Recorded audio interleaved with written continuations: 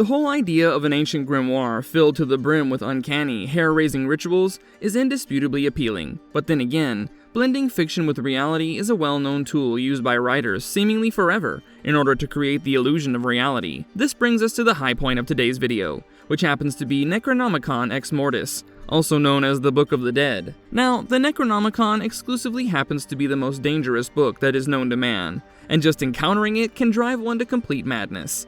While the book was initially designed to serve as a compilation, especially for all things related to the supernatural for the race of ancient beings known as the Dark Ones, the dreaded Necronomicon somehow made its way into the hands of humanity, wreaking exceeding levels of havoc in the process. Do you think you know everything about the Necronomicon, or what one can do after getting the book's full knowledge? Well, it's time to spill the secrets of the Necronomicon then. Before we get into the video, we do have one very small request. If you enjoy our content, then please support us by subscribing to our channel. This is a small click for you, but for us, it means a lot. Thank you. Now let's begin. Get rich? None of that's ever going to happen. I'm what makes... Origin. Since the book happens to be an object, one that exists in several alternate realities, its origins tend to differ from one universe to the other. However, if one takes a look at the most common origin of the Necronomicon, there's no denying that it is related to the centuries-old entities shrouded in mystery, who are otherwise known as the Dark Ones. Apparently, the Dark Ones crafted the Necronomicon right at the very beginning of humanity, somewhere in the Middle East. There are various accounts that have specified the region of the book's creation to be Egypt,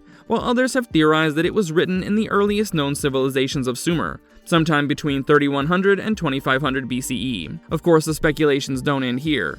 There are sources that have also stated that the Necronomicon was actually created in an alternate dimension, which, no points for guessing, happens to be the underworld, or hell to be more precise. As seen in the Prime universe, a demon in humanoid form, Ruby, was the solitary author of the book, while other accounts have cited a collective effort behind the book's creation. Now, this might come as a surprise to many of you, but apparently, in one world, the Dark Ones had the skin of a highly powerful demon removed from his skull to use it as the grotesque binding of the book. That's not all. The Dark Ones further went on to curse the demon by transforming him into the very first Deadite. In fact, in another reality, the legendary Ash Williams was also seen disrupting the ceremony of the Dark Ones, while they were in the midst of completing the book and almost had his own face used for the book's cover. Moving on, another timeline presented the Necronomicon to be the handiwork of Uragan, the high priest and ruler of the prehistoric Mesopotamian city of Kandar around 3000 BC. Apparently, Uragan regarded the forces of evil to be the incarnations of the deity Ereshkigal, and post-performing some kind of pact with the Kandarian demon, Uragan resorted to the demon's dark magic to create the Necronomicon. Abdul Aziz from the THQ games has also been regarded as the author of the Necronomicon, after translating and compiling a series of texts that were left behind by the Dark Ones before their banishment from their plane of existence. It's a different thing that Abdul was killed by a demon shortly after completing the Necronomicon.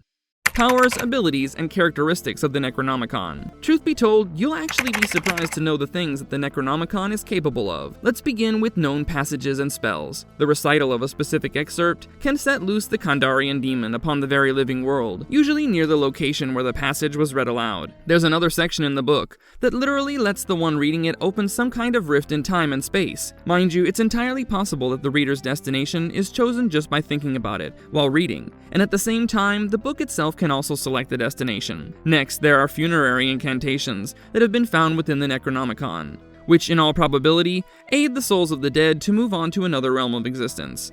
Moving on, in addition to containing interminable spells, the Necronomicon also serves as a guide on several demons, their abilities, and most importantly, how to summon them. What's more is the power of resurrection, and here we're specifically talking about the power to revive the dead as their previous human selves, as well as Deadites. Last but not least, using one's blood on a blank page of the Necronomicon can actually reset reality, but this can only be activated by the Chosen One, while he or she is alive.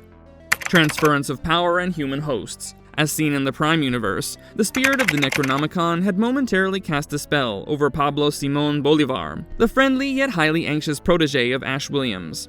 And while it's true that the duration of the possession was quite brief, there's no denying that the book did leave a spiritual and physical effect on him. We'd like to stress on the physical impact further here, which were horrifying visions and spells from the Necronomicon appearing as tattoos all over Pablo's body. In a different reality, Adolf Hitler had countless spells and excerpts from the book tattooed on his body, and this later gave him access to the powers of the Necronomicon, to the point of near invincibility. the ability to absorb physical traits of small creatures. We're looking at a trait, one that was pretty much exclusive, or should we say particular, to the Earth 818793 version of the Necronomicon. Here, we're literally talking about the book displaying the very power to absorb the physical characteristics of smaller creatures that it manages to trap within its page. The power of speech. Don't be surprised to learn that different versions of the book found all across the multiverse have the power of speech. A tome of unfathomable power. No wonder, the Necronomicon was sought after not only by humans but also by demons. In fact, supernatural beings were drawn to it, having sensed the dark magic that emanated from its pages. For instance, this is the reason Ruby had come up with 2 methods that would conceal the smell of the book from demons other than her. Furthermore, believe us when we tell you that the book's blood also had the power to transform creatures who came in contact with it into deadites. That's not all. The Necronomicon had the power to influence its blood-inked pages to reconstruct into a whole new image. Lastly, as seen in the Prime universe, the book possessed what is fitting to state as a psychic bond with its creator, who in this case happens to be Ruby. From when the book has been opened and read, to the time when it was hurled into a portal to hell, Ruby was able to sense everything.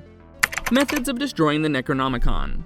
The methods of destroying the Necronomicon seem to vary from copy to copy and universe to universe. Now, as seen in the Prime universe, the copy that was discovered by Ash Williams inside the Nobi cabin was at first thought to have been put to an end to post being tossed in the fireplace. Later, the Necronomicon was also defaced by Ruby, who used the Kandarian dagger specifically while doing so. Afterwards, Pablo was also seen completely destroying the cover, resorting to a sharp glass shard. But having said all of that, as per a source, it's easy to destroy the book cover, but it's not the same for the pages. Moving on, as seen on Earth 818793, 2 entirely separate copies of the Necronomicon were destroyed, thanks to a shotgun blast from Ash. It's also around the same time when the cover of another copy that was found in the same reality showed great resistance, while coming directly in contact with a spinning chainsaw blade. The ancient artifact, known as the Ankh Amulet, was also reported to have countered the dark magic of the Necronomicon upon coming into contact with it. What happens after one obtains the Necronomicon's full knowledge? Well, after one is done studying artifacts, listening to the whispers from statues, defeating monsters, and exploring the surroundings, one can expand their mind with new knowledge, which also enables one to process the new information. There are some items and blocks which require knowledge so as to be understood. With treasure chests containing lost pages with information and old structures scattered about, one can uncover murals which will grant one with more knowledge. In fact, the statues depicting the Great Old Ones can at times be heard whispering things. Through the means of combat, one can gain knowledge of the enemy, especially after defeating it. Add to this exploring biomes and dimensions too, which will grant one further knowledge. Is the Necronomicon real?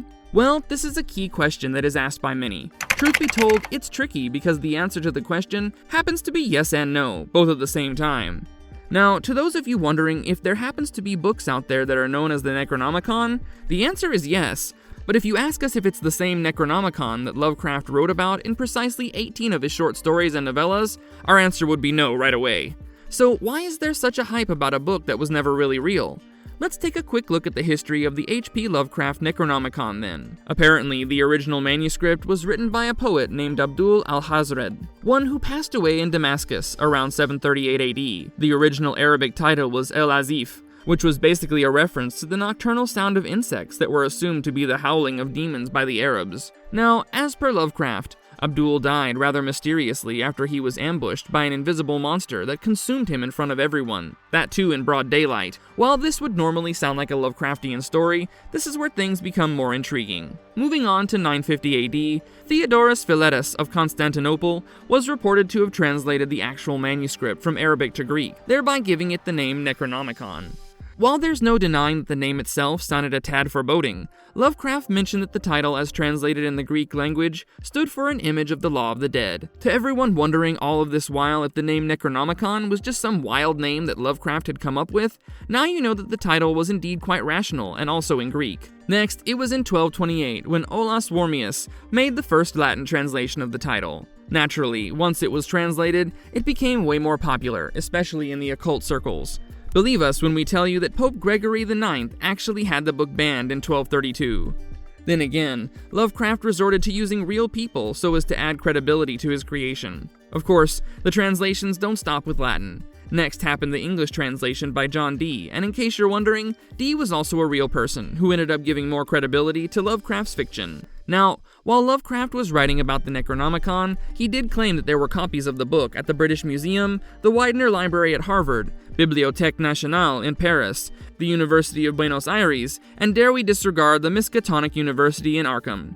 No wonder the copies were kept in the restricted section, and brownie points to Lovecraft for naming real places for his fictional work to be found. In short, a valid Greek name, and add to this actual people and real locations. All of these gave the Necronomicon just enough reliability to have the illusion that it was a real book. And by adding reality to the lore of the Necronomicon, Lovecraft was effortlessly able to breathe life into his creation.